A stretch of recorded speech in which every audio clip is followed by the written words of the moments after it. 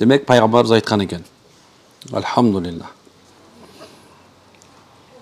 Kim deyt? Men ahada amvalen nas yuridu ada'aha addallahu anhu. Demek Peygamberimizin aytkan nesi var eken, kim kayra tölep beremden maksatta deyt. Tölep berem maksatta adamların mülkün bir nesesin qarzı alsa, anda Allah Taala'ga tölep berengine jardam beret eken. Bu sahih eken, Bukhari'de gelet. Alem kim deyt? Anı tölöbeyle sarptap alığa niyet kılıp alsa, anda Allah Taala anı jok kılat eken. Mындай aytkанда ошол карызды aldı, бирок төлөп беремден жөн мындай bir maksatı жок aldı, жөнүндө экен. Эми түшүндүрмөсүн aytкен, kim деген бул дүйнөдө карызын төлөөгө аракет кылып, бирок төлөй албай калса дейт, дүйнөдөн кайтыс болуп кете турган болсо, анда анын жакшы ниетинин берекетинен кыямат күнү Аллах Таала өзү тараптан аласасы бар адамга сооп сыйлык берип ыраазы кылат экен. Бул өзгөчө да. Ал эми кимден иштетип салуу ниетинде карыз алган адамды Алла Таала алган акчасын өзүнө каршы иштетип жок кылып коет экен. Алла Таала ушундай адилеттүү зат да. Мен дайыма айта берем, Алла Таала биздин ниетибизди эле карайт. Ушул сөздү айтканда айтардан мурда өзүм дайыма амал кылганга аракет кылам десеңиз да. Көп вакыттарда мисалы мына ушул жерден үйдөн ушакка келатканга чейин аябай ниет кылып келем. Ya Allah mага күч бер. Sen күч бергенчелик болот. Ана качан силерди көргөндө айтам, ya Allah, ушул адамдарды сен мага алып келип койдуң, эми мен ниетимди оңдой Ya Allah. Мен сенин ыраазылыгың үчүн эле. Эмне үчүн мен бир эмени айтам, пайгамбарыбыздын жакшы бир айтканда бир сөзү бар. Кимде ким ниетинде адамдардын эч нерсе үмүт кылбастан Аллах үчүн бир амал кыла турган болсо, Алла Таалага ушундай күч берет дейт да. Аны бул дүйнөдөгү эч башка адам көтөрө албайт экен да. Аллахтын жардамы, Алланын мына райым колу, берекет колу, алын кудурет колу ошонун үстүндө турат экен да. Качан гана ушул адам сиз менен биз ниетибиз туура болгондо болот экен. Муну канча жолу эме кылдым мындай, практика кылдым да. Өзүмдө кээ бир хадисти окуп алып кызыгуу шоок бар го. Негизинде өзү дин ушундай да, шоок кызыгуу менен тура турган болсо адам ошол диндеги ар бир амалга аткарыш жеңил болот, анан ошол нерсенин акыйкатын көрө баштайсың да. Мисалы өтө чарчаган мезгилде мен дайыма айтам, Фатима энебиздин зикир деп турабы? Субханалла 33, Элхамду 33, Аллаху акбар 34, ан ла илаха иллаллаху вахдаху ла шарика ла, лахул мульк ва лахул хамду ва аля кулли шайин кадир. Атам строитель болгон себебинен биз көп вакыттарда баягы ошо атам менен стройкада көп жүрдүм да. Көп жүрдүм, стройкадачы. Анан иштедик, эме кылдык. Бирок кээ бирде баягы молдо болгон баягы кичине жалп корок болобуз да. Анан бат чарчап калам да. Анан кийин мындай стенанын үстүнө чыгып алып кирпич коюп атасың да. Эме болуп калат, 1000 кирпич кой деп коет да. 1000 кирпич коюшуң керек. Иши кечке иштешиң керек болот да. Анан мен кладчикмин негизи, профессиональный элечи. Анан субханалла, ушул анан бир чарчаган мезгилде ушинтип стенанын үстүнө чыга алып отуруп туран ушуну зикирлер кылып туран, я Алла, сенден кубат. Машалла, мына бодрый болуп калат элем да, кайрачы. Кечке иштеп кадимги. Эми силер ушундай биз улам эс алганда деле аз делечи, ушуну кыла коям да, ошо зикирдечи. Мен улам токтоп калып атпайбы? Ошо зикирди кылып, бир аз бир эки барак китеп окуп, мындай эме болуп алам да. Анан Алла ушундай биз ниетибизди карай тургандан ушунча катуу ишенем. Субханалла, мындай карап туруп, Кудай берсе бул атам Кудайга айгат иншалла, я Алла, сенин тараптан шифа келет. Бул көрсөң, эртеси күнү өлөйүн деп келген киши бүтүрүп болуп калбайбы? Практика да, бул практика. Алла Таала сиз менен биздин ниетибиз менен да. Мен Алладан көп сурайм, я Алла, менин тилимди так, дилимди таза, акылымды тунук кыл депчи. Анткени тил таза, дил таза, акыл тунук боло турган болсочу, анда адам сен чыныгы адам болосуң да. Чын. Бул Алланын беремеси. Пайгамбар саллаллаху алейхи вассалам качан мындай жүрөккө нур сураганда да бир эме бар экен, пайгамбар, я Алла, мен толук денемди нур кылып сал деген экен да. Мен толук денемди нур кылып сал деп. көрсө бул бекер жөн нерсе эмес экен. Алладан тилеш керек экен. Я Алла, мен толук дегенде кээ бирде өзүмдөй ойлонуп калдым, мен алсыз эле бир кулмун да, субханалла. Я Алла, мен жүзүмөн, анан жүрөгүмөн иман нурун алып салба дейм да. Бирок ушул эки сөз көп убакыттарда мага ушунча көп убакыттарда жолумда мындай мотивация болот да мага өзүмөчү. Дайымачы. Ошол себептен качан бир амал, мисалы, мына бул жерде айтып аткан максат карыз жөнүндө болуп атпайбы? Мисалы, сиз карыз болуп калдыңыз. Жашоодо карыз болбогон адам болбойт. Негизи бирок эң жаман кордук бул качан сен карыз алган, бере албай калган мезгилде эң жаман кордук ушул да. Үйүңдө келе деген доо жаман деп кыргыз айткандайчы. Бирок бул жерде пайгамбар дагы деле биздинчи кимде ким ниетинде кутулам иншалла деп, жакшы ниет менен да, бирок жана процент алып анан кредит алып кутулам деп ойлобогула. Ал туура эмес ал. Кредит алып анан кутулам деген адам бул билбейм мен кандай адам экенинчи. Өмүр бою эмеге түштүм деген сөз алды да. Мындай эшик терезеси жок үйгө кирип алды алчы. Бүт диваны бар, телевизору бар, эшик терезе эчтеке көрбөйт да, короче. Мындай да. Андай эмес, жок, мындай адал болгон туура жол менен карыз алдың мейли. Ошол жерде кутулуп берем деген ниетиң сен абдан чоң. Кара, Алла Тааланын жардамы түзмө-түз келе тургандан айтып атпайбы туурабы? Бир нерсеси бар, бир адам карыз алды. Биз эле карыз болгон жокпуз да. Мисалы, чоң аалымдар өтүп аткан мезгилде, сахабалар өтүп аткан мезгилде бирөөнүкүндө 20 миллион карыз болгон экен да. Сахабаныкы. Бирок ал карыз алганда, мисалы, ошол замандын кедейлерин багам, ушундай бир кедейлерге жардам берем деп, ар кимден алып монтип чапкылап, субханалла, ушинтип 20 миллион карыз болуп кеткен экен да. Бирок ал өлгөндөн кийин ошонун карызы эмнеге алынып атканын билгенде, көпчүлүк карыз алган адамдар бардыгы тең ошого берген сооптуну мен да илешип калайын деп карызын кечирбеген экен да. Карыз жок кеткен экен. Алла Таала ушуну кутулуп коет да. Кээ бир убакыттарда мисалы биз мындай алабыз, алганда бирок бир пайдасы жок нерсе. Мисалы машинең турса, мисалы Камриң бар 35. 40 эмне кыласың да? Карыз алып албай эле коёрну. Ошол болуп ошол нерсеге ыраазы болуп тура тур деген сөз да. Мисалы 4 комната үйүң турса, анын крышасын ачып экинчи этажга эмне кыласың да? Кээ бир адамдар туппа эле жөн эле бир пайдасы жок нерсе карыз алат да, мына ушуну бейпайда колдонуу деп эсептелет да. Мейли өмүрүң ушул менен сактала турган деңгээлде болсо, өмүрүң үчүн болсо, өмүрүң сактап калуу үчүн болгон болсо, анда бул нерсеге операция да бир нерсе боло турган болсо, бул жакшы дейли. Бирок субханалла, биякта 5 комната үйүң турса, кире бериш кош, эмне кереги бар дейм да. Мен кээ бир тамашалап айткам, мен мурунку сабактарымда көп айтам ушул нерсени. Биз өмүр бою эле кире бериш кошуп өтөбүз да. Мен билем, бул жерде канча үй жасалган кишилерди билем, субханалла. Бияында 5 комната турат, кире бериш салып коеюнчу деп коет да, карасаң кире бериш салып койгон. Анан кетип барат элечи, жеңелердин планы өзгөрүп кетет да. Мында жок, бияк кухня болуп калат да, биякта бут чечме болуп калат. Анан бут чечмени жабыш үчүн кайра бут чечме керек экен да.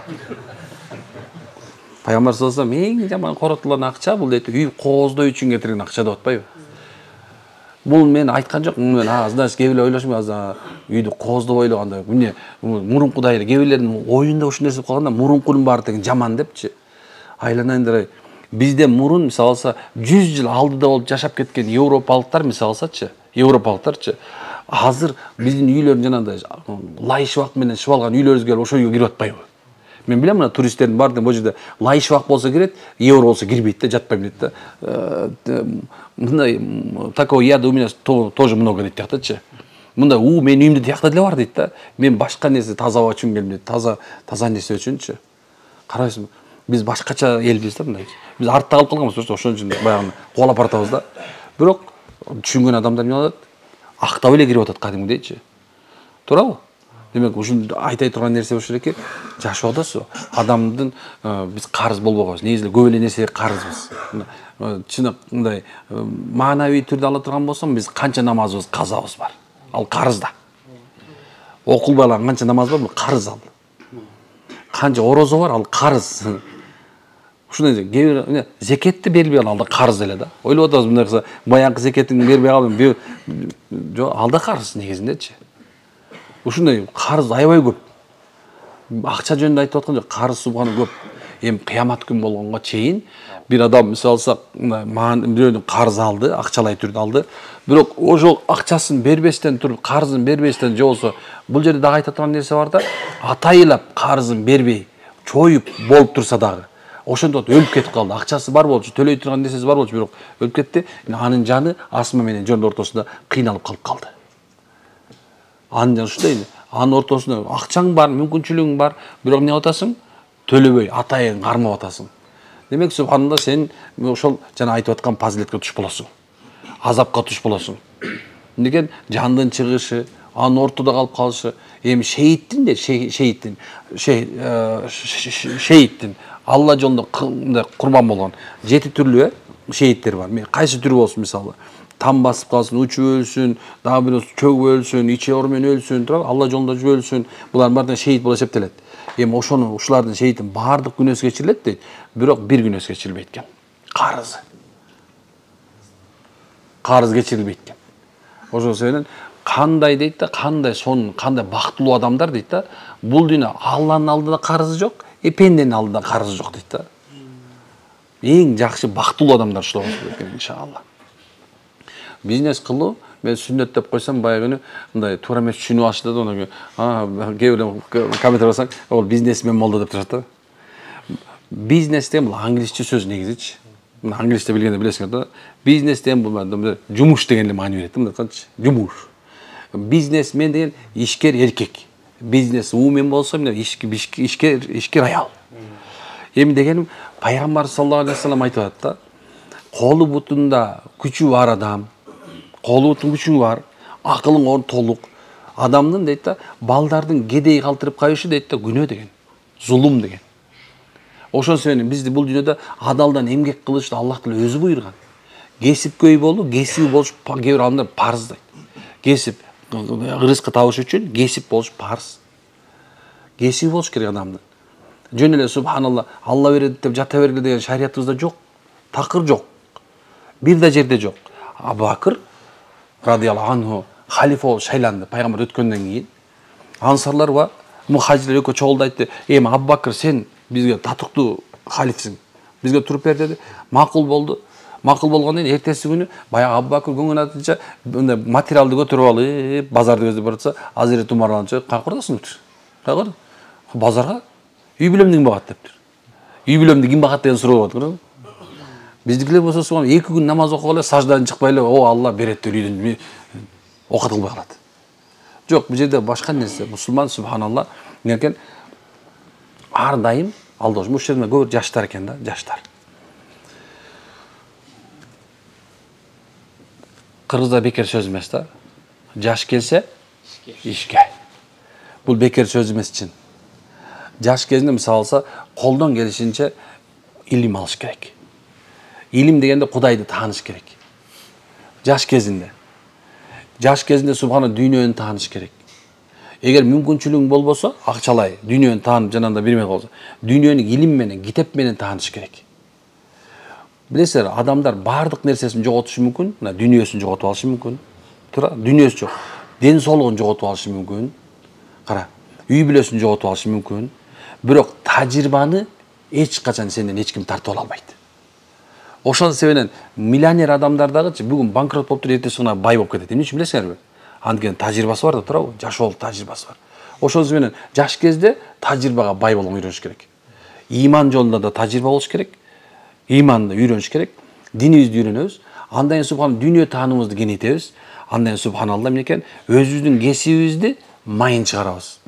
Керек болсочу мына эмеде жүрөм, Сузакта 40 күндүк даватта жүрсөм, мастурат менен жүрсөм, машалла, аябай сонун бир окуя туш болду да. Бир көрсөм, өзбек бир тууган эмез айткан. Терезе эшик жасайт экен. Терезе эшик жасайт экен, бирок ойлоп турмун, мынтип карасам пластик экен дептирмин да. Карасам жыгачтан экен. Анан жанына мындай бир 3-4 бала жүрөт. Жардам ушул анан балдарыңыз десем, шакиртим деди. Деди, мен түшүнбөй анан десем, жанында ким бар болчу, мен далил болуп анан сурап, бул кандай шакирт десем, булар деди, мына бул устага дейт да. Баласын кичинекей кезинен баштап берип коет дейт. Кичинекей кезинен бери берип коет экен. Мектепке барып келе, ошо кечке чейин ошонун жанында жүрөт экен. Эми ошол устаздын эмесин ушу ал өлгөнгө чейин үйрөнүп, андан кийин ошол орду ээлеп, ушундай кесипти ушуну үйрөтүп коет экен да. Эми бир жак жагын карасаң, ушуну майын чыгарып үйрөнгөндө бир эле терезе эшик эле жасайт. Биздикилер мындагы бүгүн сварщиксиң, эртең эшик жасап атасың. Бүгүн эшик жасап атып, карасаң эртең сварщик болуп кетет. Мындай момду ишчи кылымда айтканда, илгери мындай демде койчу эле, жанагындай башкача айтчы да, бир жумушка тура албаган адамдардычы. Эми мына Ошону айтам да, жаштаргачы субханалла, чынар терек бир жерден көрөт дейт да. Ошон бир ишти майын чыгар. Ал кичинекей иш боло турган болсо да, сен ошол менен атың таанылып калган жакшы болот. Молдом, молдо. Кирпиччисиңби? Өмүргө кирпич кое бер, иштеп болбойт. Зато сендей болбойт да, чимчи. Биздикилер бат тажа эткен эмнеси айтат да, молдого тажап кеттим дейт да, всё, кылым көрөт. Анан барды келди, эң последний жумуштан тажагандачы таксиге отуруп аткан да. Эми болду, таксиден ары чыга албайт. Таксист болдуң дегенче болду, бүттү, дальше всё. Өзү эчтеке кылмаган. Сен жалкоолуктун Кудай буюрса жолун ачтың, бул иштебей калат, үчөчкө эле карап калат да. Яндекс тың десе чуркашка чыгатчы. Айтайын дегеним сол, бул дүйнөчү өсүштүн дүйнөсү. Бул дүйнө өсүштүн дүйнөсү. Бул дүйнө субханалла акыл менен дагы, дене менен дагы, мындай үмүт менен дагы өсө турган дүйнө да. Бирок дүйнө дегенде адал жол менен таба турганга аракет кыла турган болсок, ислам шариаты буйруган турган болсочу, анда сен сөзсүз ийгиликке жетесиң иншалла. Карыз алып эмес, ал бересиң Кудай буйрса. Пайгамбар саллаллаху алейхи бекер айткан эмес да, үстүңкү кол дейт, алдыңкы колдон жакшыраак. Алсыз мусулманга да күчтүү мусулман жакшы деген пайгамбарыбыз. Демек мусулмандын пайгамбар айтат да, демек силер колуңарда мүмкүнчүлүгү болгонча аракет кылып бай болуп бүнөн берүүчүлөрдүн болуңар, анан колдонча күчтүү болгонго аракет кыла. Морально да, духовно дагы, мындай физически дагы субханалла жаштар күчтүү болгонго аракет кылыш керек. Бир жерде отуруп албаш керек да. Бир жерде отурдуң дегенче болду. Мен атам 75-ке чыкты, азыр чуркап эле жүрөт да, мынтип басып элечи. Көрдү эле ком, мен 70-ке чыкам, чыкпайм. Мен бир эле жерде отурам да. Бирок айтайын дегенимчи, көп кыймылчы өтө пайдалуу. Көчөн бир чоң бир аалымдын, мындай ислами аалымдын эмесин уктум. Бир баянды уктум. Араб болгон эме арабида мындай айтканда эме, бирок чет керек бир чоң бир аалым экен. Ошол айтат да, мен башка ислами эмес мамлекеттерге бардым дейт да. Ошол жерге барсам дейт, мен ошол жерден мусулмандар кыла турган ишти көрдүм дейт да. Алар эрте турат экен дейт. Анан эрте жатат экен дейт. Эрте жатат экен, анан эрте турат экен. Биз болсо кеч жатып, кеч турабыз. Карасаң бизде бул сүннөт. Пайгамбарыбыздын куптанын ошол укта деген да. Эмне үчүн мен бул сөздү козгоп атам, анткени азыр айтат, мен айтып аткан морально дагы, руханияттан дагы, ушундай сен физикаң дагы мындай айткан, ден соолукчана бакубат болуу үчүнчү бир компонент жетпейт кыргызгачы, жетпей баратат. Бул уйку. Уйкуну өз убагында уктаганга аракет кылыш керек да. Эгер сен өз убагында уктанып жүрсөң, куптан ошол замат жат. Өчүр бар, гаджеттерде өчүр бар. Сен субханалла сага дофамин керек эртеңкигечи. Мусулман деген мындай артта калбаш керек да. А мен иштеп турган адамчы субханалла билет. Ошол нерсени мындай билет да. Бизде эле мындай да, так бир нерсени салып туруп 10 жылдан актайт деп жүрө берет да. А убакыт өзү турган жок. Улам. Мурун Муса пайгамбардын убагында адамдар эң аз 250 жашаган болсочу, азыр акыркы үммөттүн эң эмеси, эң узуну 60 эле жашайт. Демек ушунча 250ден 60ка кыскарганда канча саат кыскарып кеттик биз өмүрүбүз? Анда кийинкилер эмне болот? Ошон үчүн субханалла эмне кылыш керек? Өзүбүзгө, анан өзүбүздүн келечегибизге жакшы болуш үчүн субханалла карыз ала турган эмес, карыз бере турганыбыз керек. Биз башка мамлекеттерден эмес, бизден башка мамлекеттер алсын. Момундай коюш керек да меничи. Мындай эле эмес, мындай коюп коюш керек. Кээ бирлер чочуп атышы мүмкүн, бул молда эмне деп атат депчи. Иманга тариф кылбайбы? Мен иманга тариф кылып атам да. Эгерде сенин колуңда бар боло турган болсо, сен аракетиң боло турган, сен любой момент даватка чыгып кете аласың. Сен любой момент субханалла ажыга кете аласың. Сен любой момент конок тозо аласың. Карасаң, ажыгың келеби? Аракет кыл да. Демек бул дүйнө өзү, шарият өзү бардыгы, намаз бул аракет. Зекет бул аракет. Ажылык бул аракет. Карасаң, аракет, бүт нерседе аракет керек. Кыймыл, аракет зарыл. Жатып албаш керек. Тур дегенде туруш керек экен да көрсөтчү. Сиз турбай калыптырсыз. Аракет кылабызбы иншалла? Анан туугандары бир нерсе айтайынбы? 3 күнгө машалла ай сайын чыгалы. Мына убакыт мына карасаң, уш жерде 3 күн жүрүп катасың, байкадыңызбы? Силер айтканчы, устаз мен эмки жумада келбей 3 күнгө барып келе калайынчы десең, мен макул болом. Чын айтам, иманы кубаттуу мусулманчы, жана айтып аткандай, 3 нерсеси алда болот. Иманы кубаттуу болуш керек. Ошону 3 күн, 40 күн, 4 ай десе жаман көрбөгүлө. Кээ бирлер жаман көргөндөр, жок, жаман көрбөйлү, чыга бергиле. Аракет кыла берели, машалла.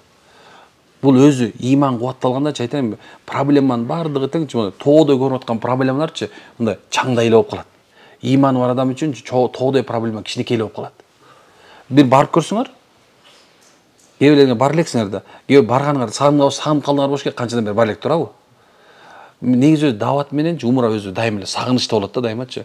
Мекке Кабаны көргүң келе берет, анан даватка чыккың келе берет да негизичи. Эгер ушундай эки рационду кирип алыш керек да, биринчичи эрте жат, анан убагы келгенде Алла жолуна чыгып келе иншалла. Иманы кубаттуу зарыл. Hazreti Ali radıyallahu anhu dinge gelердин алдында бир окуясы бар экен. Кичинекей бала экен, тестиер. Мен ушу окуяны айтып берем, сахиби билбейм, бирок устазым ушуну айтат эле, ошон үчүн мен айтып атам силерге. Сирадан да. Качан ага келип пайгамбар саллаллаху алейхи вассалам иманды сунуштаганда, иман жолун сунуштаганда, исламды сунуштаганда, мен атаман сурап келейинчи дептир. Баратып анан кийин ойлонуп өткөн да, апай дейт. Бул Мухаммад байкем айтса дейт саллаллаху алейхи вассалам. Асманды Алла жаратса, жерди Алла жаратса, отпой чотпойн Алла жаратса, мени Алла жаратса, эми мен ошо Алла жөнүндө атаманлык сурайм деп туруп, поворот кылып туруп, кайра пайгамбарды иман келтирген экен да. Карасаң кандай зиректик да. Эми карагыла, сизди мизди Алла жаратса, ырыскыңызды Аллах берип атса, өмүрүңүздү Аллах берип атса, баланы Алла берип атса, дүйнөнү Алла берип атса, ооруну Алла берип атса, шипаны Алла берип аткан болсо, угузуп аткан Алла болсо, сүйлөтүп аткан Алла болсо, анда Алла жөнүндө күмөн барбы анда? Анда чыгыш керекпи, чыкпаш керекпи? Аллага өзү басышыбыз керекпи, баспашыбыз керекпи? Басыш керекпи? Аракет кылабыз иншалла. Мен 3 күнгө даяр болуп атам иншалла. Болду, баарыңар 4 жамаат болду иншалла. Амин. Субханаке хамдик. Ашла анта астагфирка ва атубу илейк. Бул жерге аты жөнүңөрдү жазып, эмеңердин бул кагазга мынакей. Аты жөнүңөрдү жазып, номериңерди жазып койгула. Мен чалам сиздерге.